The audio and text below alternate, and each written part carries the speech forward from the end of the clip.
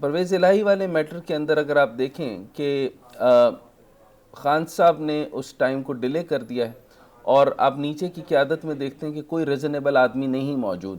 میں کہیں پہ بھی نہیں دیکھتا. میں صرف بار بار یہ کہتا ہوں کہ جب فواد چودھری اور گل جیسے لوگ جو ہیں وہ ان کے سراؤنڈنگ میں ہوں گے تو کہاں سے ڈیسیجن لیں گے. اسی طریقے سے وہ ڈس انگیج ہو چکے ہیں اپنے عوام کے ساتھ, اور ان کے عوام کے بعد بھی جو ہے ان کے ابھی بھی امپائر کی انگلی سے لے کر جو ہے وہ جنرل باجوہ کا غم, اور پھر اس کے بعد اب جنرل منیر صاحب کے پاس وہ جو ہے وہ ان کے چرنوں میں جانا چاہتے ہیں. اس کے علاوہ ان کے پاس ان کے ذہن میں کچھ آ نہیں رہا.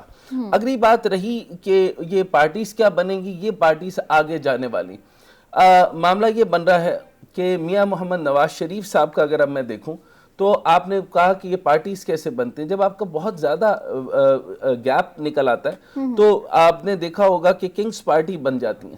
یہ جو کنگز پارٹیز ہوتی ہیں یہ 80 کی دہائی میں میاں محمد نواز شریف صاحب بھی انہی کی پیداوار تھے. بہرحال ایک بہت بڑی پارٹی بن گئی اور پھر اس کو گراؤنڈ کے اوپر آپ اس کی ریالٹی کو مائنس نہیں کر سکتے. پھر 80 کی دہائی میں محمد خان جنیجو جو ہیں ان کی سربراہی میں کنگز پارٹی بنائی گئی. اس کے بعد پھر جو ہے جو میاں محمد نواز شریف کنگز پارٹی کی سربراہ بنائے گئے. اس وقت بے نظیر بھٹو صاحبہ جو تھی وہ بہت مقبول لیڈر تھی اور نواز شریف صاحب اتنے مقبول لیڈر نہیں تھے, لیکن اس کے باوجود جو ہے وہ آہستہ آہستہ 88 کے الیکشن ہوتے ہیں اور قومی اسمبلی کے الیکشن ہار گئی تھی. اب یہ دیکھیں کہ اتنی بڑی پاپولیرٹی, اور یہ وہ پاپولیرٹی ہے جس طرح بھی ہمارے ساتھ ملک صاحب بھی موجود ہیں وہ آپ کو بتائیں گے کہ ان کی پاپولیرٹی کی ایک مثال یہ بھی تھی جب ان کا استقبال ہوا تھا, اس جیسا تاریخی استقبال آج تک پاکستان نے نہیں دیکھا. تو اس کے بعد سے لیکن بہرحال وہ پارٹی بھی ہار گئی. پنجاب میں کنگز پارٹی کے الیکشن جیت گئی تھی. نواز شریف وزیر اعلیٰ بنے تو 90 کی دہائی میں بے نظیر حکومت کو کرپٹ قرار دے دیا گیا, تو پھر وہاں سے وہ چلی گئیں. پھر اس کے بعد جو ہے وہ یہ جماعتیں مختلف طریقے سے معاملات بناتی رہیں اور صوبوں اور حکومت میں جو ہے وہ دفعات بناتی رہیں اور پھر 93 میں فارغ ہو گئیں. اب دوسرا تجربہ جو اب ہونے والا ہے وہ کنگز پارٹی کا دوسرا تجربہ جو ہوا وہ پرویز مشرف صاحب کے دور میں ہوا. وہ سابق گورنر میاں اظہر کنگ پارٹی کے سربراہ تھے. اس پارٹی میں نون لیگ اور پیپلز پارٹی دیگر جماعتوں کے الیکٹیبلز کو شامل کیا تھا. اچھا, یہ گیم آف الیکٹیبلز جو ہے یہ یاد رکھیں کہ خان صاحب کو جو وہ شروع میں جب وہ ایک جوش تھا کہ وہ صرف اور صرف وہ ینگسٹرز اور نئے جوانوں اور نوجوانوں کے ساتھ چلیں گے, تو جہانگیر ترین صاحب نے ایک دانشمندانہ بات کی تھی کہ پاکستان اشرافیہ کا ملک ہے اور خاندانوں کو اور خاندانی سیاست کے بغیر اس کے اندر کوئی طریقہ کار نہیں نکلے گا. انہوں نے ان کی بات مان لی. سارا جب ان کا فائدہ اٹھا لیا تو جہانگیر ترین کے ساتھ انہوں نے وہی کیا جو عام طور پہ مطلب آپ یوں سمجھ لیجئے کہ ان کا شکریہ کہنے کا طریقہ ہے.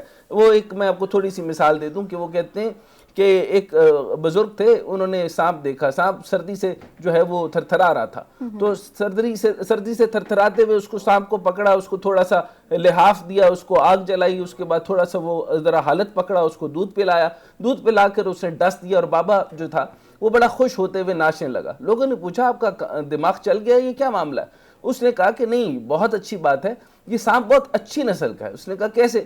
کہتے ہیں وہ مجھے ڈس کے گیا. اس نے کہا ڈس کے گیا نا تو بری بات ہے. اس نے کہا نہیں, اس کے پاس ایک ہی طریقہ ہے اظہار شکریہ کا, تو یہ میرے اس کے شکریہ کہنے کا اظہار ہے, تو اگر وہ ڈس کے نہ جاتا تو بڑا وہ بے مربت ہوتا.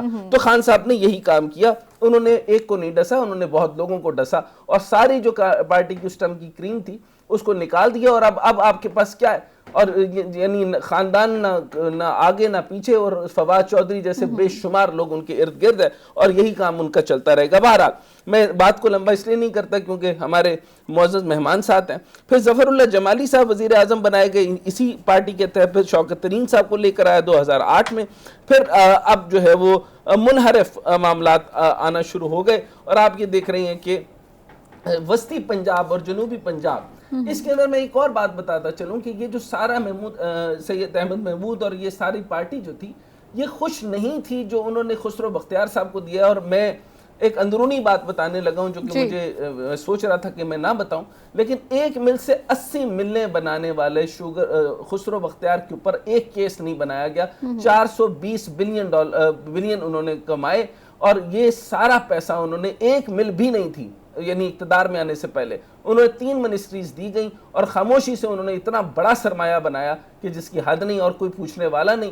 تو یہ اس پوری بیلٹ کو انہوں نے بہت زیادہ ناراض کیا. اب حالت یہ ہے کہ آپ کے جو ذرائع کے مطابق جو سیاسی جماعت کی تشکیل ہے اس میں علیم خان، جہانگیر ترین اور چودھری سرور گروپ شامل ہوگا۔